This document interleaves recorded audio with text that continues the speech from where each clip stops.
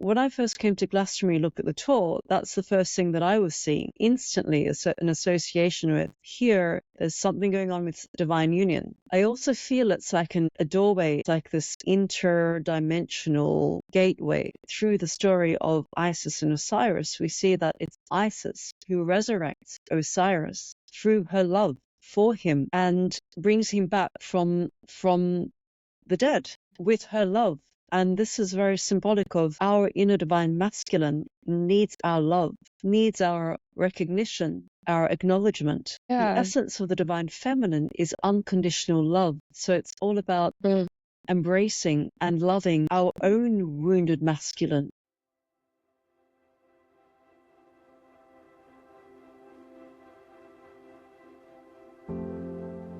Welcome to Awaken Human, where we rebirth sovereignty into your true self, bridging together mind, body, and spirit as we experience Earth as a soul in the human body, sharing channeled messages from ascended masters and our awakening journeys, including my own. I'm your host, Maeve. Let the journey continue.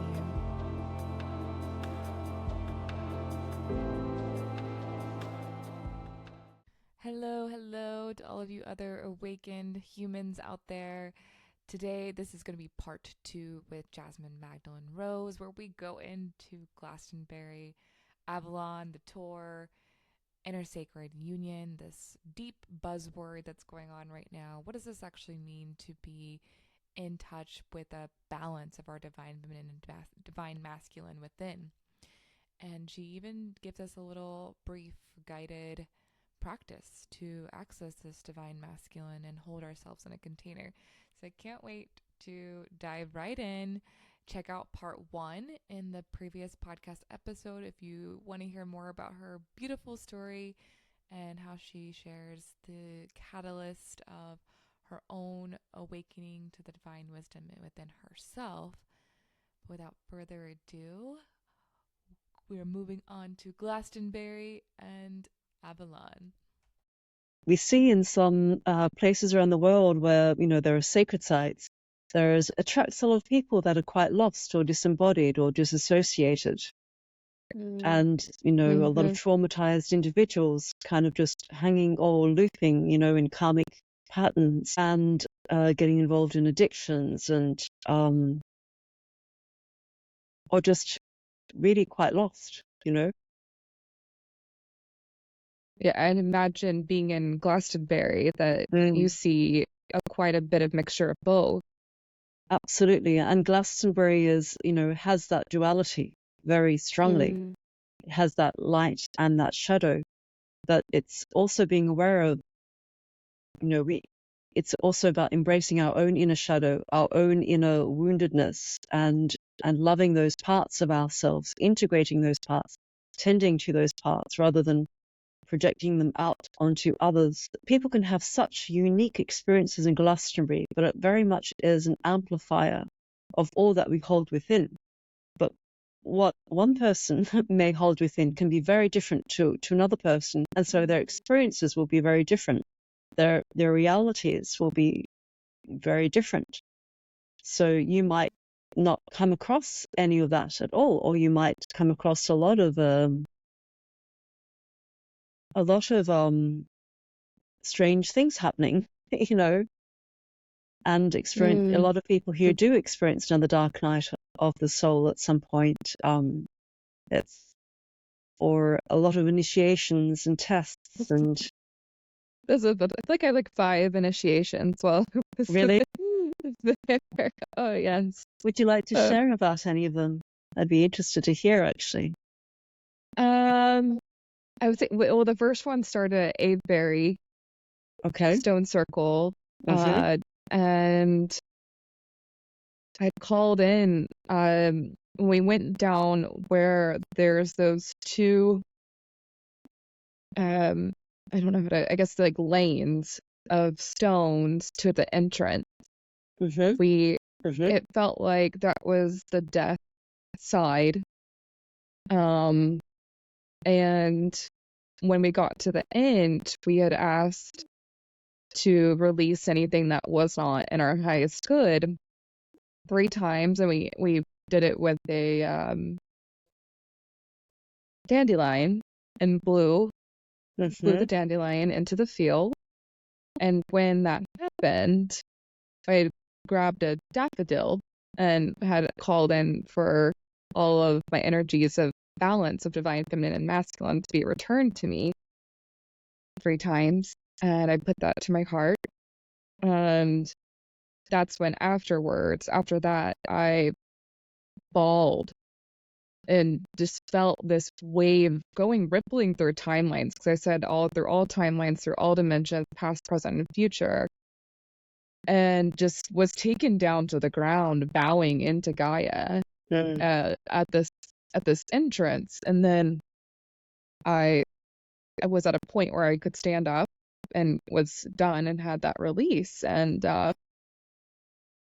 when I stood up, the Order of the Magdalenes and the Avalon Priestesses and Isis came in, and I felt them like bowing in reverence at our feet, just saying thank you for continuing the work that we have done.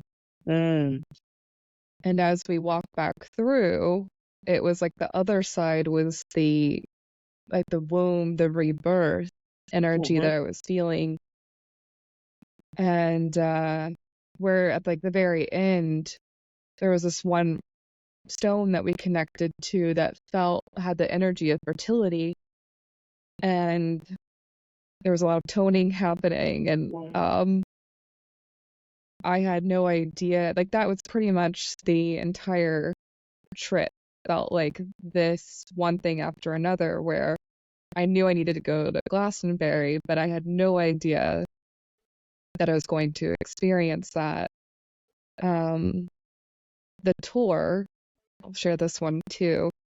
I think this is actually the day that I had run into you. We had gone into Chalice Wells first, and that was a whole other initiation, just the falling. I could just feel all the guides, and I just felt their time there, and the beauty of what they invoked, and these energies, and what they taught there as well. And when I left Chalice Well and we went to go grab dinner and go shopping, we were going to go up to the tour, but we both received that we weren't allowed to. It wasn't in our highest good to go up there yet.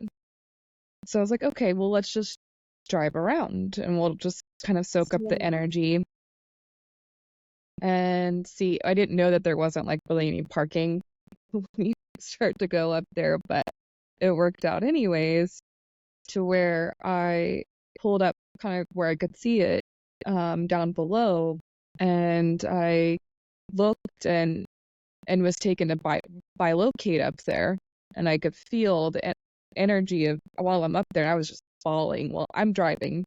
Wow. I'm driving. And so I'm just sitting up there, and I could just feel all this stuff coming up and being released, and just feeling more of the beauty, like an angelic divine presence there. And then we I was told to come back to my body, and right when I did, I saw a car come up behind. I was like, okay, time to go. So then I did it again, where I kept driving forward, and all this sudden this priestess channeling came through, and it was like the priestess's heartbeat of the song. Priestess Song of the Heartbeat, that's what it was. And it was this very beautiful channeling, and right when I finished, I looked behind. There's a third car coming. Time to go. But both my friend and I, she had a sacred union marriage planned for the next day, and I had been shown that I needed to go give this key to the Lady of the Lake and this, can't remember what the name of the lake is right now, but in this lake, and we both had to do that before we could go back up to the Tor. Mm-hmm. And then the Tor showed me these counter-rotating energies on the divine feminine and divine masculine, where I was seeing like the red Mary Magdalene and white on Michael? the right. Maybe it was Michael. Yeah. I was seeing like the Christ energy. Magdalene Christ is what I was hearing, and it was white, and they were circulating in counter rotating spirals up through all the chakras out of the Tor. And that's been something I've been playing with for quite a bit, which I'm actually really, I had this like aha, really excited moment last night because I saw that you were working, I might butcher this name, but the Hirogamos? Hirogamos. Hirogamos energy. Yes. Hirogamos. And I came across this article, and it described exactly that about incredible that energy. Wow. Yeah. And I was like, whoa. Yeah. It keeps coming where I'm understanding now what I experienced. And this usually happens to me where I experience it, and then the knowledge comes later. Great. Yes. Definitely. Well, the Michael and the Mary line cross several times up along the Tor. And that mountain, the Tor is a place of sacred union as well. There used to be caves there where sacred union rites were performed. Yeah. Okay. Yeah. What is the connection, or is there, that you're aware of, to the Tor to Avalon? The Tor to Avalon? Well, I think it's an integral part of Avalon. I mean, the Isle of Avalon, the ancient Isle of Avalon, was actually, the mound of the Tor that was then surrounded by water. So that is the ancient Isle of Avalon.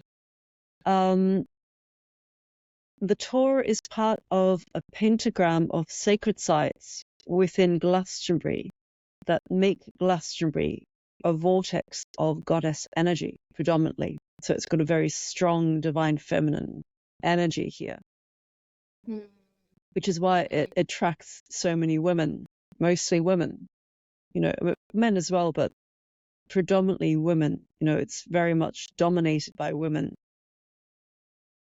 compared to other towns and cities around the world, except for other places that might have more of a goddess vortex energy as well. Yeah, to me it felt like Glastonbury is like the estimated sacred site right now, where most of the hype is to go to Egypt. And yeah, that is interesting, but to me, I'm like, no, Glastonbury is I haven't been to Egypt yet, so I can't compare. But like with that why is no one talking about Glastonbury in that same way? Yeah, I think it depends, I guess. I think it's different for different collectives, and I think that different collectives get called to certain sites over a period, within certain timelines. I, for example, know many people that have been called to India again, who haven't been going to India for a while, but called to go there again. So I can't really. It depends, I guess. If you speak to, I know that many people also see Ireland as being like the higher heart chakra, and Glastonbury and Avebury together being like the heart chakra. The Tor is also, to me, it has a very strong pyramidal energy. Like I always sense that like there's a pyramid, like there's so much more about it, so much more we don't know about it. I feel there's like a pyramid underneath. That's what I sense when I'm on the tour. I also sense, if you look at the shape of the tour, it's like this mound with this it's almost this mound, as though if you look at it, it's kind of the shape of a yoni. Mm-hmm. And then you've got this tour, which is like a phallic symbol, and that is a traditional symbol in India as for sacred union. It's found in all of the temples and sacred sites, and you will have the symbol of the yoni with the lingam. So when I first came to Glastonbury, look at the tour, that's the first thing that I was seeing. And for me, that was like, therefore, instantly an association with here, there's something going on with divine union, aside from the fact that the Michael and Mary line cross there, as they do in various sites in in Glastonbury. I also feel it's a doorway. It's like this interdimensional gateway To Avalon? to Avalon, into the earth, and also to other space, to other star systems and dimensions that we, it depends, that some people see and that we don't, on a normal level of consciousness, perhaps experience so directly, but we can have glimpses of it, or we can feel it. And I feel Like I could spend like many days there and just keep experiencing something more and more and more. I feel like there's so many layers to absolutely what the tour has to offer. I feel it's also a place of healing, and when we enter into this, it's like we're entering, it becomes part of our hologram, and it has such a strong vortex of energy emanating from it that, we become, we're encased in this vortex, and that's shifting our own hologram. And therefore we're imbuing more of the codes of sacred union, if that's, part of our path. Yeah, when I went to the tour and had that counter rotation experience, I had a dream and woke up and heard that was the Holy Grail. Oh wow. And I was like, I don't really know a lot about it besides a little bit of hearsay here and there. So it's been a journey that I'm just not searching for like letting the information come to me, because I know I don't want, it is so unknown that I don't want to take somebody else's wisdom. I know that wisdom comes to me that sparks something within me that's my truth, and if I search, then I might get distorted in what that's teaching me. But it just feels like there's just so many layers in this land of the activations of this inner union, which I feel like is what we're moving into as a part of our awakening as well.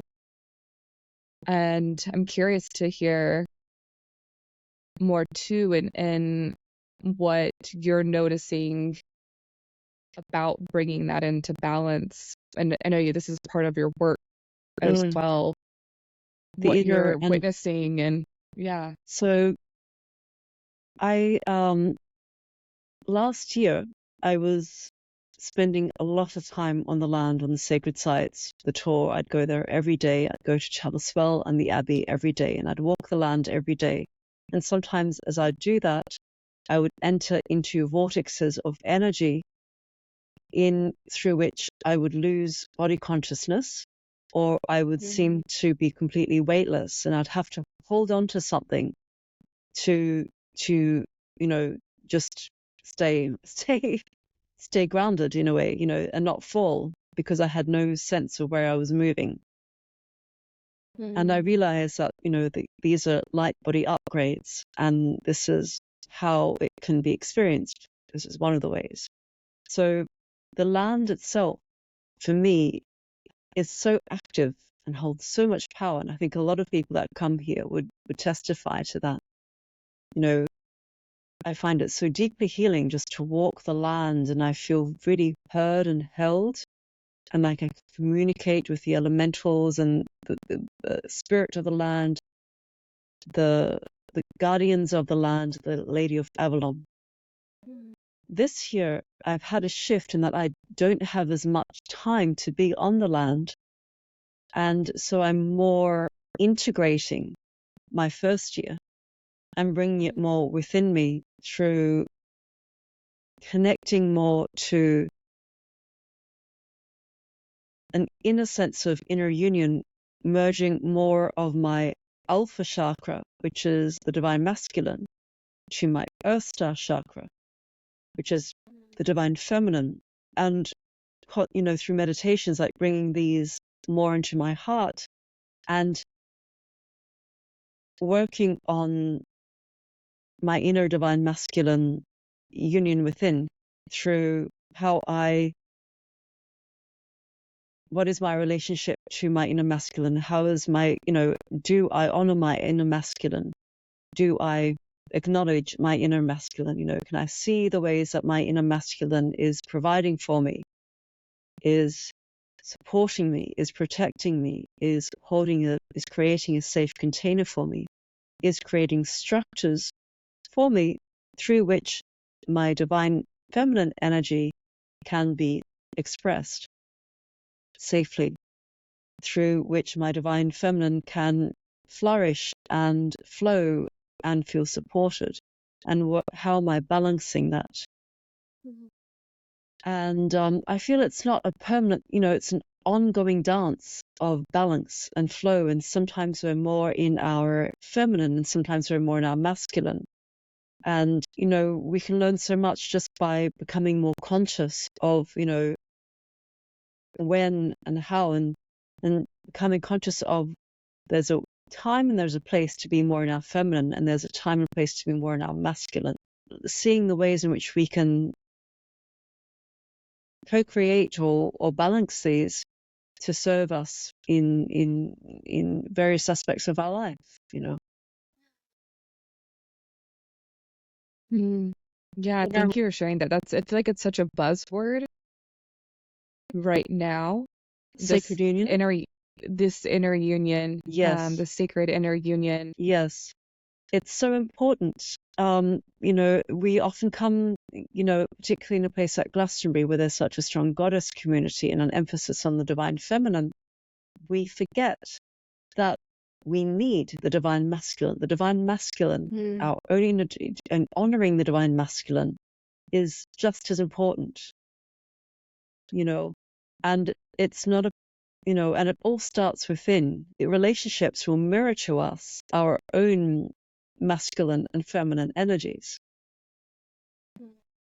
And it's always about looking within, shifting and creating that shift within rather than pointing the finger out, And there are a lot of men in the culture that feel a bit lost. They felt extremely challenged in a lot of ways. With the rise in feminism, and then realizing, okay, so there's that, the new age masculine that wants to also connect with her emotions, be a safe space holder, be in service to the feminine. But in doing so, they've become more feminine themselves and lost they've kind of, their masculine core or their connection, without feeling a sense of shame or guilt or sense of doing something wrong. There are so many men that are becoming more conscious and that are doing this inner work, that are really committed to supporting other men to heal their wounded masculine and to come into a place of more of a mature, conscious masculine, an awakened masculine, which is not the same as the unconscious or shadow or wounded masculine, which is what the patriarchy was all about. But there are all these subtle layers and nuances. A lot of men also fear women, and a lot of men also fear women with that whole divine feminine energies, because it can be quite a threat. It's also for them to trust the unknown, trusting the unknown, and because they've lost their core essence, they're still finding they're in the process of finding their way. The power that a woman that carries the divine feminine within her can feel very threatening and intimidating, and it can bring out the shadow of the masculine without him even consciously knowing it. And for men, it's their healing journey is to address that. So I feel that we can both learn from each other. As women, we can learn from having male mentors and teachers, and also as men, we can learn from working with women and having female mentors and teachers in regarding conscious relationships or sacred union. That I feel there's so much more to know. And it's become very popular, the sacred union concept. And that means we also need to be very discerning. The divine masculine is our discernment, is our power as well. But our inner divine masculine needs our love. I love looking at the story of Isis and Osiris. Isis being symbolically a representation of our inner divine feminine, and Osiris being a symbolic representation of the divine masculine. And through the story of Isis and Osiris, we see that it's Isis who resurrects Osiris through her love for him and brings him back from the dead with her love. And this is very symbolic of our inner divine masculine needs our love, needs our recognition, our acknowledgement, but it starts within, like honoring our own inner divine masculine, loving him. Whoa, I feel something's clicking for me. It's interesting too, because it's like all of the pieces of him too were Scattered. And it feels like this is a metaphor of the wounded masculine pieces that the feminine is bringing together and healing to allow to rise again a new masculine, this divine masculine that we are now integrating and being. I've never thought about, I'm like getting chills as I'm saying this, I've never thought about the symbolism of our reality right now and this awakening and our inner journey. Yeah. And the essence of the divine feminine is unconditional love. So it's all about embracing and loving our own wounded masculine, our own shadow masculine, and accepting him and forgiving him and seeing that he was doing the best he could with the awareness he had, and honoring the way our healthy masculine shows up for us or has been trying to show up for us. And also forgiving the masculine in our life. We are looking at the false beliefs and thoughts and attitudes that we may have toward men and the masculine, or ways in which we are emasculating our own inner masculine as well as the outer masculine. I mean, these are deep ingrained programs women have been through generations, many timelines, have experienced a lot of reasons to perhaps be angry and rageful and unforgiving, but we're in a different timeline now. We are already beyond transmuting that type of anger and hatred toward the masculine, because they can be quite an element of man-hating within the goddess communities. Yeah, I was going to ask, how do we do this without re-wounding? Like adding another wound, another layer into the collective. So much has to do with coming within, rather than letting things play out on the outer planes, just coming back to yourself, coming back to self-love, bringing your attention back. It's not about people, places, things, coming back within, because everything that's going out on everything that is happening on the outer planes is a mirror of what's going on within. And this is where we can be the master and shift things by shifting our inner relationship with these parts of ourselves, rather than blaming and judging and projecting, as easy as that can be. And our human self might need to purge some of that, or to just express some of that, but then we can forgive that part and then come back into our hearts and see things from a higher soul perspective, and see how these are soul contracts and what's it teaching us. Like, there's always a gift, there's always a treasure, there's always something that we can gain from all the experiences we've had, if we're willing to step beyond victim persecutor consciousness and go within, rather than point the finger outward in any way.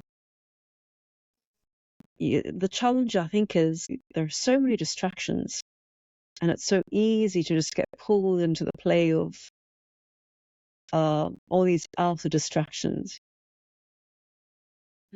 But it's so rewarding to take that time for yourself, and to cultivate your own inner balance, your own inner union, and also set the intention to merge and to connect more, and see, sense, or feel how your divine masculine loves. What does it feel like? Close your eyes for a moment and just see, sense, or feel this true divine masculine counterpart. Feel him holding you. He's always with you. And just feel into what it feels like to be held by him,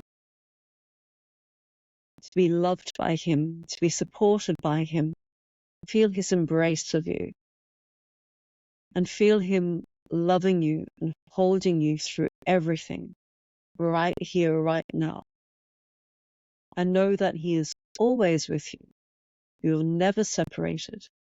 That it's the belief and the forgetfulness and the belief in separation that manifests in the outer world, in our experiences, and then in our inner world as we feel this separation. So it's coming back into this, cultivating this inner union, loving your inner masculine, saying, thank you, I love you, acknowledging the way he's tried to guide you, to nudge you into greater levels of discernment, deeper levels of wholeness.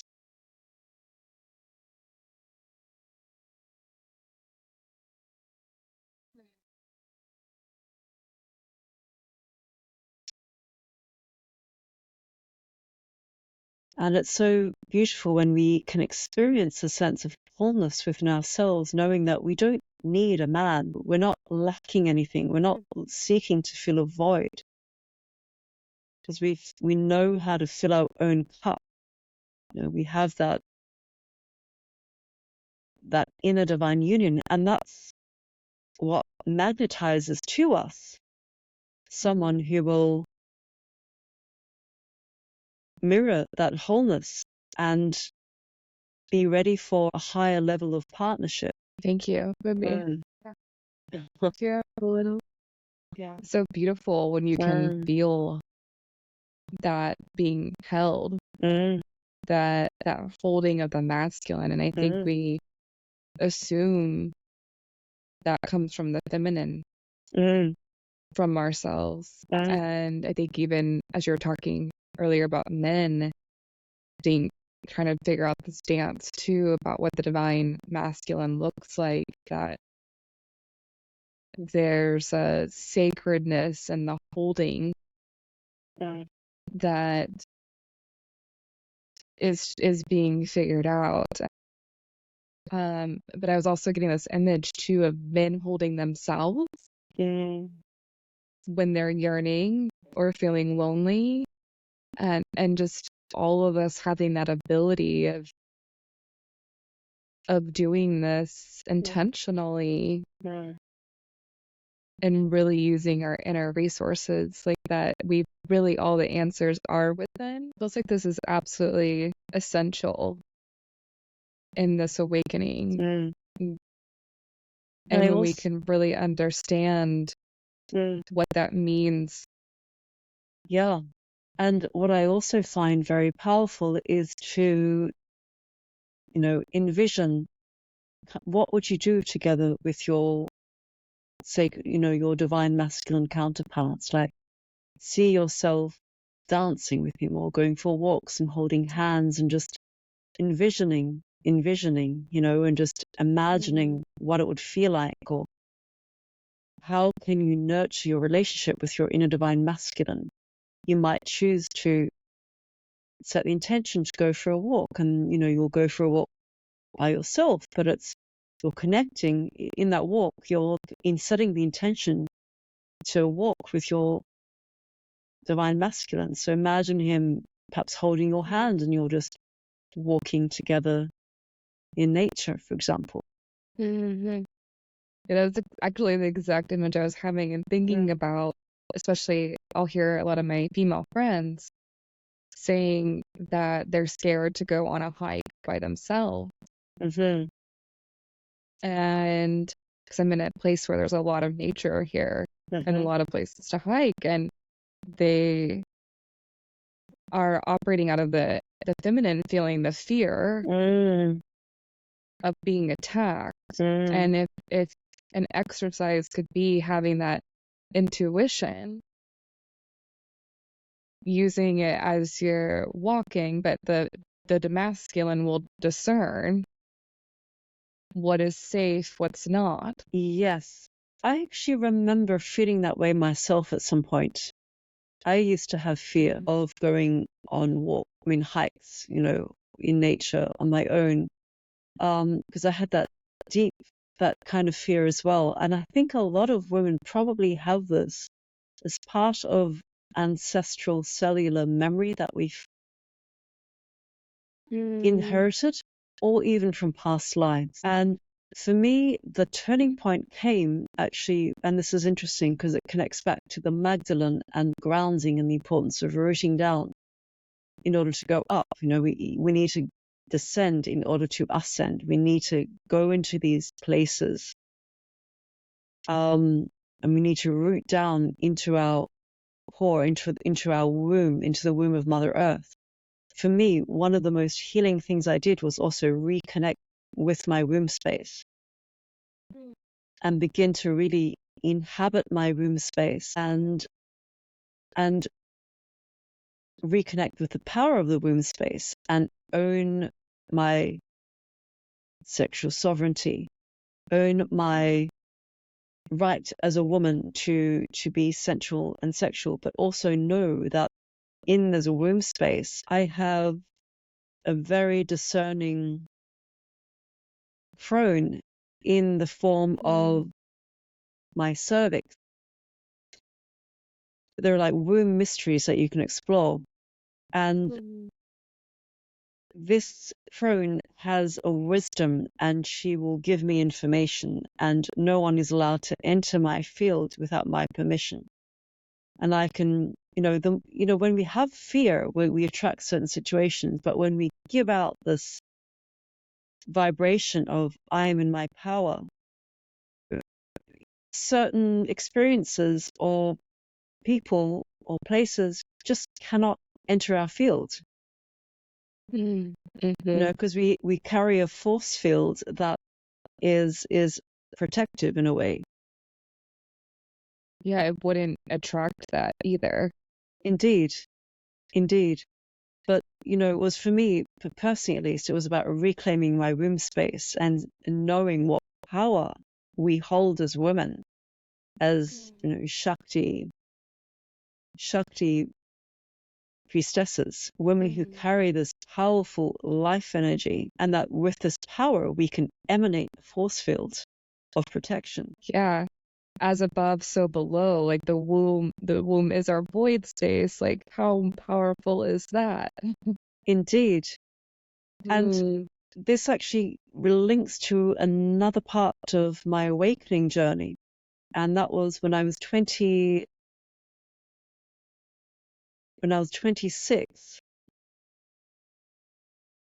I was initiated into a tantric pathway with a tantric yogi. And I didn't know at the time, but it set an energetic signature into my field where I could never, several things happened. I had some very powerful Kundalini experiences with visions of serpents, coiled serpents, and all old versions of myself being lit up in flames as though there were photographs of myself just being lit up in this bonfire. Also an upgrade in sensory or intuitive psychic ability in some ways, like clairsentience. And it also completely shifted my relationship to sexuality. And I realized the power that sexuality has and the potential it has to shift our levels of consciousness. And yet, so I made a vow that I would never allow myself to have sex unless it was sacred, unless it had high level of consciousness and intention involved. And it unknowingly set me on a path of almost 19 years of celibacy. And during that time, actually, no one could enter my field. And my entire reproductive area took on a different intelligence. And it took a certain vibration, took a certain consciousness of a man to be able to enter my field. And that didn't happen until 19 years later. Wow. Yeah. Very, very powerful. Very powerful. And I think this is a path that is also really unspoken, that we are starting to remember. It feels like it's the Tantra aspect is distorted in some ways right now in the community. And I don't know if you ever read Anna, the grandmother of Yeshua. Oh, yes. One of my favorite books. Yeah. Yeah. That's actually what I think was the icing on the cake to go to Glastonbury, or part of it. Wow. Yeah. And I can't remember if it's in that original one or the Voice of the Magdalenes, that they spoke about Yeshua's journey with tantric, a tantric teacher. Yes. And that being a part of his path as well. And there is so much power in our body's wisdom. Absolutely. That it holds within these containers, and learning our path of ascension through these modalities, these fields, these ways. There's this conscious sexuality. Yes. And I think has so much wisdom. Yes, and definitely I think if we're on a path of ascension or, priestess path, it's really important for us to learn to harness that energy, that sacred sexual energy that is also the Kundalini or the life force, and to channel it up so that it doesn't deplete and we're not a slave to it, but it also doesn't create stagnation and disease, but we can use it through intention and through various exercises and practices such as sacred union, sacred temple movements, womb yoga, we can shift that, channel that energy up and allow it to increase our life force, increase our vitality and our radiance. When I was celibate for 19 years, I was very,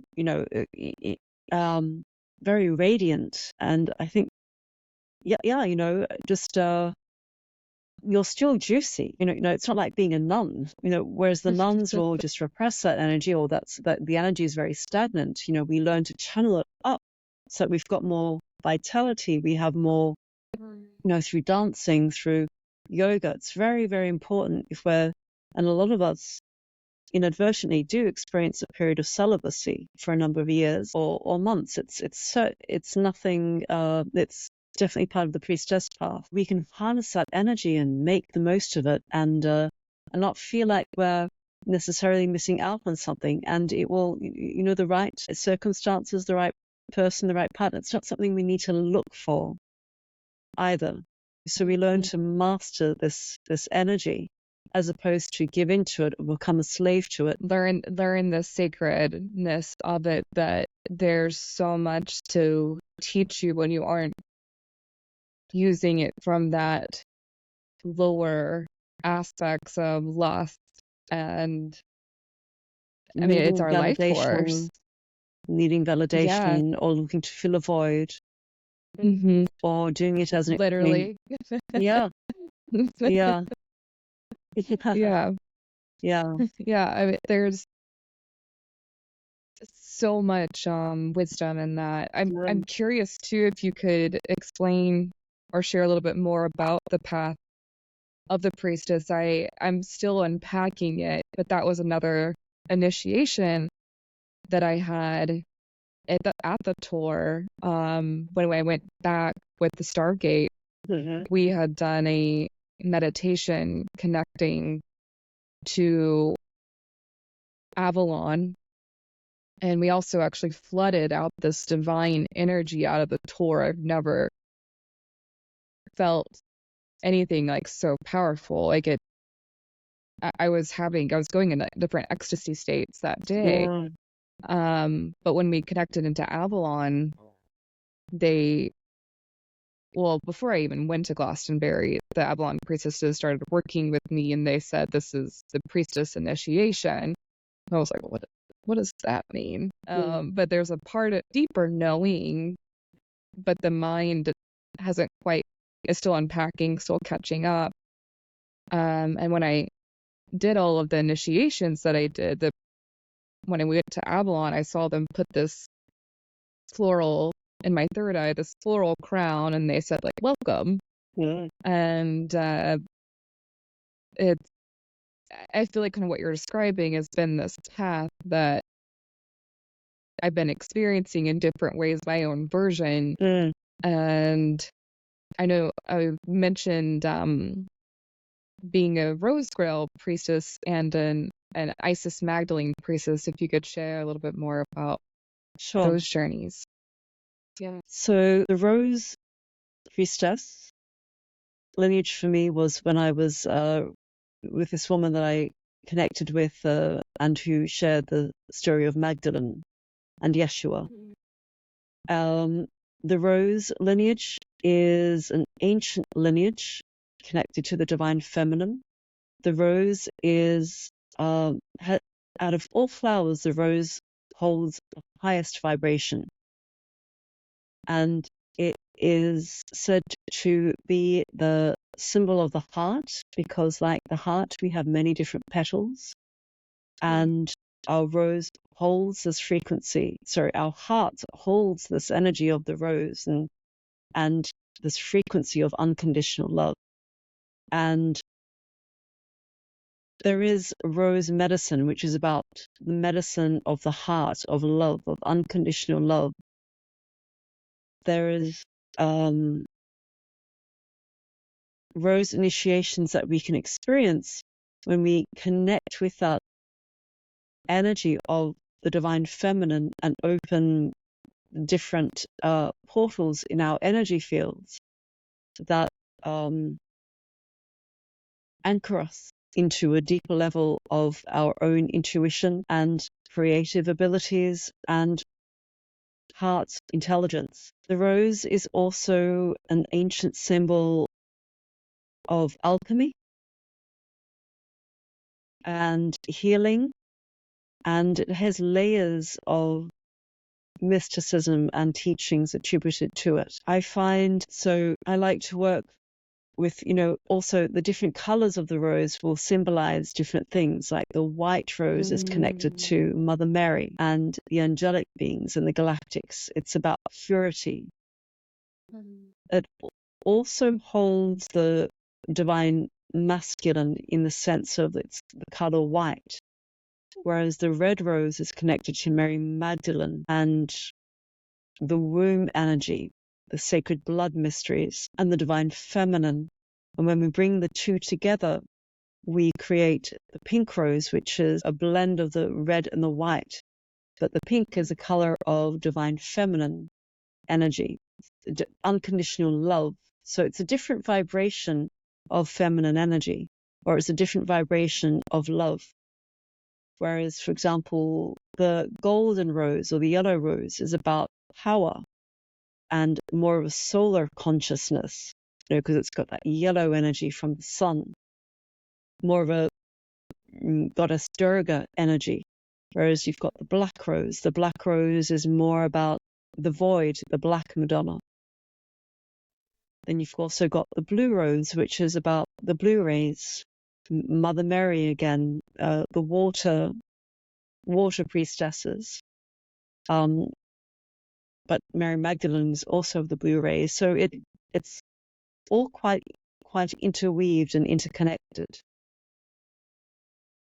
The tantric priestess training I did was more about learning to channel your, reconnecting to your womb power, connecting to Isis, connecting to many of the ancient Egyptian Neteru or gods and goddesses, and channeling your own life force energy, your own sexual energy in a way that, is conducive to your spiritual evolution and your increasing in consciousness. And the Grail lineage the Grail priestess training is more about reconnecting and loving the divine masculine. It was part of the tantric lineage as well, but more so the Grail is that union, is that opening to the love. It's really, for me, it's about opening into deeper levels of love and light and raising my vibration. The Grail is also about the mystery of how the masculine and the feminine serve each other and the roles that they play with each other on the path of evolution and in ancient mystery schools. The Grail for me is about the heart, having an open heart to receive higher knowledge. And it's through opening our heart and keeping our heart open that only then can our higher chakras open up. And only then do we have access to more choice and more wisdom. And only then can we call in our divine masculine. Without an open heart, these areas stay shut down. So for me, the Grail is really the open heart, which then opens to receive higher codes, the divine masculine, higher wisdom, the higher mind. What would you say has been your biggest takeaway within,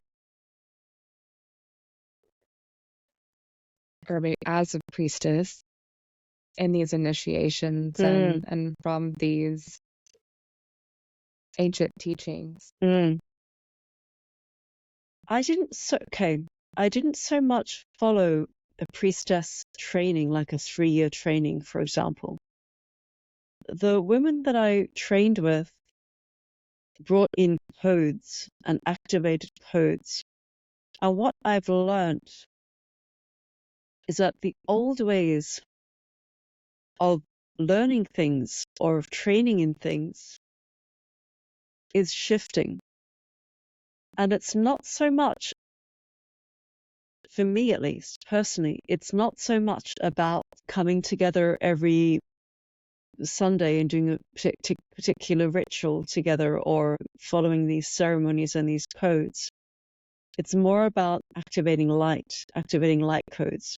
Because you can be a priestess not because of any trainings that you've done in this lifetime, but because you are receiving the downloads and the codes, and those codes are being activated in you, bringing forth ancient knowledge from within rather than from an outside textbook on how a certain lineage should be carried out. I think it's us coming into the wisdom that we already have access to.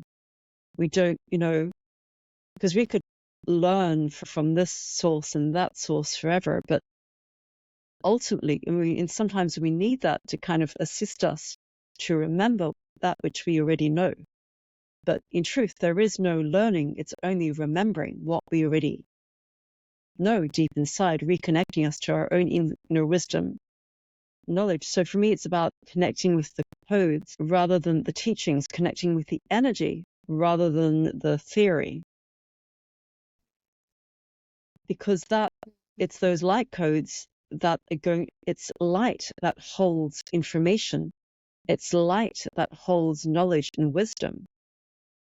So the more that we can increase in light and make that our priority, the more access to knowledge, ancient knowledge, future knowledge, and deep ancient wisdom, inner wisdom that we have. So that for me has been what's resonated most with me. And so you can find that you might hold the energy of something that perhaps you haven't really studied in this lifetime, but you've got that energy, you've got that knowing. And you don't need to follow a 3-year priestess training, which is kind of, to me, and this can, challenge or trigger some people, that are still very devoted to the old way of doing things, but times are changing. This is why we can have very young people, that have access to all this ancient wisdom and knowledge. It's because they carry a high light quotient in them. The more light we have, the more access we have. I'm grateful that the teachers that I've had, have been more about multidimensional access and increasing light and increasing our frequency, but they're not conventional teachers in the sense of 3-year courses and then you have to commit to doing it. It's very much like make it your own.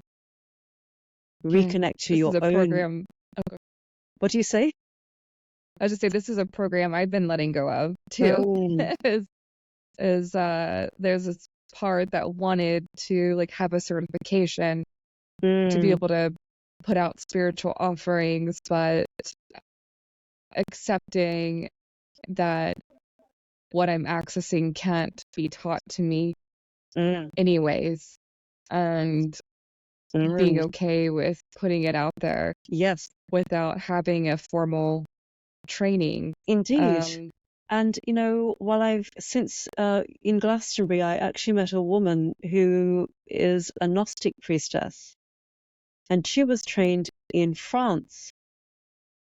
Only her priestess training was purely an oral tradition. Only transmitted orally, nothing written down, no textbooks, no references. It's all about inner knowing, accessing that inner knowing. So making that your priority. And that, for me, resonated. So I guess in that sense, I resonate more with a Gnostic approach. When we focus on just keeping our channel clear and of raising our vibration, and that's like an ongoing thing, because, constant, just making like a daily commitment to just keep raising our vibration, accessing higher levels of consciousness, because there's so many layers to clear, and making ourselves a clear and perfect pure channel the rest will come. We'll know what we need to know when we need to know it. That's why, I asked you to not send me any questions before the interview, even though I might not perfectly, or, there is no such thing as perfection. I just know that my best material, or I like to just access from the here and now, rather than anything I've written down that then comes from my mind, or that I need to reference, and that I'm coming from a different place. And I like to be here and now and just answer in the best of my ability. Yeah, I wrote down questions, but I feel like I'm not even. Oh, wow. Okay. Yeah. We do touch some of them, or like, well, they're flowing everywhere else, so they need to. And yeah, I guess on that note too, any last question, any advice, wisdom that you would like to leave humanity with in this moment about navigating this ascension process?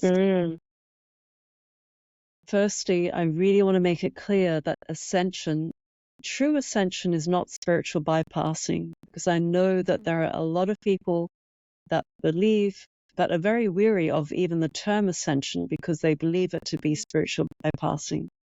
True ascension can only happen if we're really going into embodiment, because, and dealing with, but not in the old way, of dealing with things. Like, we don't need to do all this therapy, and we don't need to go into analyzing what happened in our childhood and what happened here and, what happened there. I mean, we could spend lifetimes on that, because we've lived, we've got so much to clear from other lifetimes anyway. We can't get bogged down in that.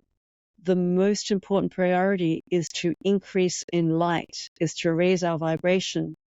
And that's going to make it, and that's not bypassing. It's simply opening us up for greater shifts to happen with greater acceleration. We don't need to do it in the old earth way anymore. So times are changing. Therefore, the way we do things is going to continue to change. The way we learn, the way we heal is going to keep changing. And the highest priority is to increase in light. Find ways to raise your vibration and increase in light. And that is going to bring things up to the surface that need to be cleared. So there's no room for bypassing. And the more we clear, the higher we can go, until we work with that needs to be cleared. We can't go any higher. We can disassociate, but that's not ascension. We can spiritual bypass, but that's not ascension. That's the false light. That's false spiritualism, and we see a lot of that. And the most important thing is also to connect with your inner self. Take time to cultivate your inner connection to your higher self. And keep increasing in light, and loving yourself, and knowing that you're supported and you're not alone.